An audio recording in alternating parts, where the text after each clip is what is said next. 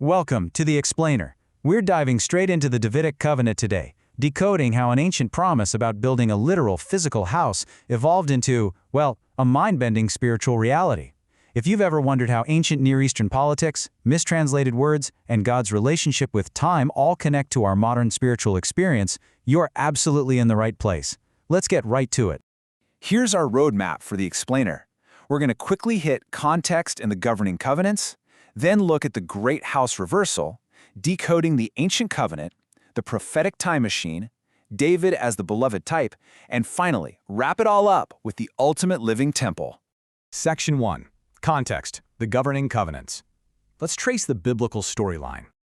Okay, to really grasp the promises made to David, we've got to zoom out and look at the broader historical timeline to see exactly where he fits in the narrative.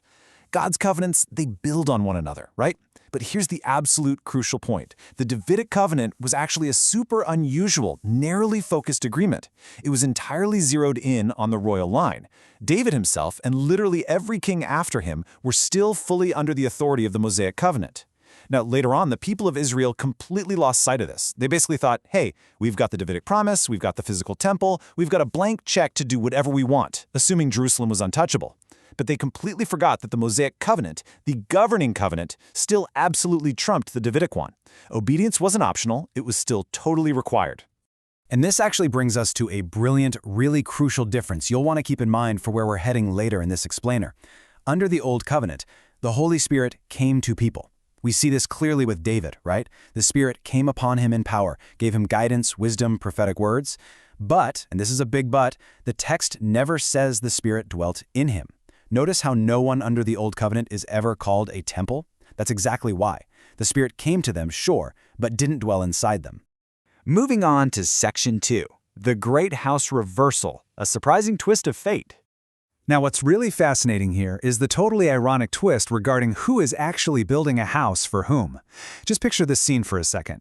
King David has finally secured rest from all his enemies. He's relaxing in his beautiful cedar palace, looks outside, and sees the Ark of God just sitting out there in a temporary tent. So David thinks, I should build a grand temple. The prophet Nathan immediately gives him the green light. He says, go ahead and do it. But Nathan was actually making a massive human error here. He was speaking purely out of the ancient Near Eastern cultural expectations of that specific era. Back then, when a victorious king came home from war, standard practice was to either dedicate the spoils to their god or build their god a brand new temple. Nathan just naturally assumed God wanted exactly what pagan gods supposedly wanted. But God flips the script on them entirely, and he does it using this absolutely brilliant linguistic pun. The ancient word they used here is heikel.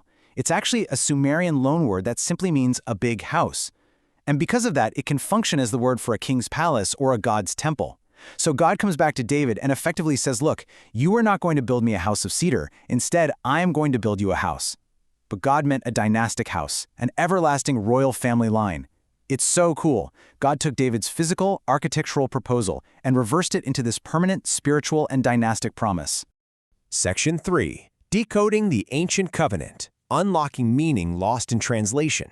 You know, unlocking ancient Near Eastern languages completely changes our understanding of these incredible promises. For instance, later historical scriptures look back at this exact moment and state that God cut a covenant with David. Now, if you're a history buff, this begs a really fascinating question. How exactly does that happen when there is absolutely zero historical record of an animal cutting ritual during David's time? I mean, back in Genesis, we literally saw animals being cut in half to signify a literal oath, but there's no evidence of anything like that happening here. Well, the answer is that over time, the idiom of cutting a covenant evolved. It changed. By the time David rolled around, it had come to simply mean ratifying or bringing into existence a binding legal arrangement. It didn't necessarily require the literal, messy, physical sacrifice of animals anymore. So God was establishing an ironclad, unbreakable legal arrangement with David's line. Now, it's wild how a single translated word can completely alter the flavor of a promise. For centuries, texts translated a certain Hebrew word near as God promising to maintain a lamp for David's descendants. Kind of nice, right? But modern scholars have pointed out its connection to the Assyrian root niru, which actually means a yoke. In the ancient world, Assyrian kings would constantly boast about imposing the heavy yoke of their suzerainty, their total kingship, upon a vassal state. So God wasn't just promising to keep a little light on for him, he was promising to maintain a yoke, or absolute unbroken kingship for David's line forever. And realizing this fundamentally changes how we view Jesus' famous quote in the New Testament when Jesus says, "Take my yoke upon you, for my yoke is easy and my burden is light." He is speaking directly into this exact ancient context. He's actively contrasting his gentle, easy rule as the ultimate Davidic suzerain against the heavy, oppressive, crushing yokes imposed by those ancient pagan kings. He's essentially saying, I am your king, but my kingship brings rest, not a heavy burden. It's a real game changer when you see it that way. Section 4. The Prophetic Time Machine. Viewing history from outside of time. All right, to truly understand these ancient prophecies, we have to wrap our heads around a genuinely mind-bending concept regarding time itself. When you read the Old Testament prophets, scholars point out this fascinating grammatical tense known as the prophetic perfect. This is where prophets speak of distant future events, sometimes centuries away, as if they have already definitively happened. For example, God says of a future descendant of David, "I have made him a witness to the peoples," past tense.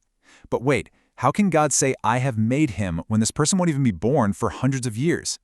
Well, academics like S.R. Driver have explained this as vivid literary imagery, like the prophet's vision is just so incredibly clear it feels like it's already a done deal. But there is a much deeper theological explanation here. The Holy Spirit speaking through these prophets simply doesn't experience time the way we mortals do. Think about it.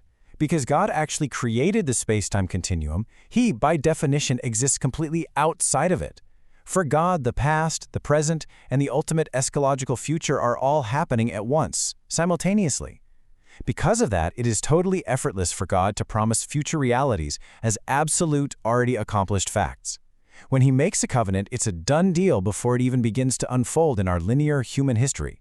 Section 5. David, the beloved type. Mapping the shadows to the ultimate reality. Let's take a close look at the actual meaning of the name David and how his historical life was really just a shadow pointing forward to an ultimate, future reality. The Hebrew name Dawid literally translates to the beloved. It comes from a passive root meaning to love. Now, this is incredibly important because later prophets like Jeremiah and Ezekiel kept promising that David would return to shepherd the people. They weren't talking about literally resurrecting the historical King David from the dead. No, they were saying the beloved is going to be your prince. This whole thing brilliantly illustrates the concept of biblical typology, where a historical figure's offices foreshadow someone much greater. Look at how this maps out.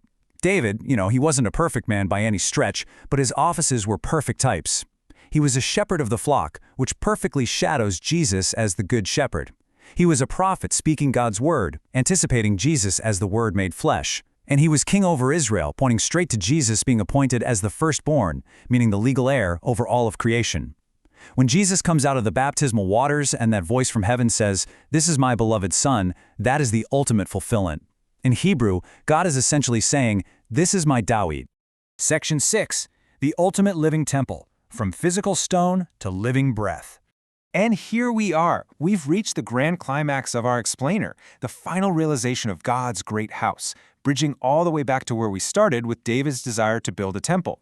There's this absolutely thrilling progression to God's theophany, which is his visible presence among his people. Step 1, under Moses, they construct the tabernacle, and the glory cloud fills the temporary tent. Awesome. Step 2, Solomon, the son of David, builds the grand stone temple, and again, the glory cloud fills the building. Even better. But step 3 is the ultimate realization. At Pentecost, there's a storm theophany, but this time, the fire and wind don't enter a building made of cedar or stone. They enter human beings. The believers themselves become the ultimate living temples. Just as the presence of God made the dirt of the burning bush holy, God's presence entering us is exactly what makes us a holy temple. And what exactly does the Spirit bring into this living human temple? Well, Solomon's name comes from shalom, meaning peace.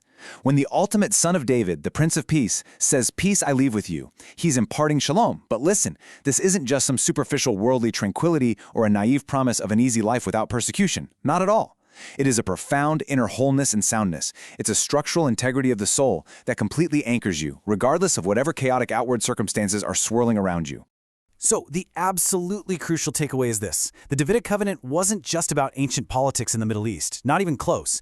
It was a roadmap pointing to this exact moment. So I'm going to leave you with this final provocative thought to ponder. If the grand evolution of this ancient covenant actually culminates with you being the living temple of the Spirit, how will you carry that incredible inner soundness, that true shalom, into a fractured and broken world? Thanks for exploring this with me today. Keep learning, keep questioning, and I'll catch you in the next explainer.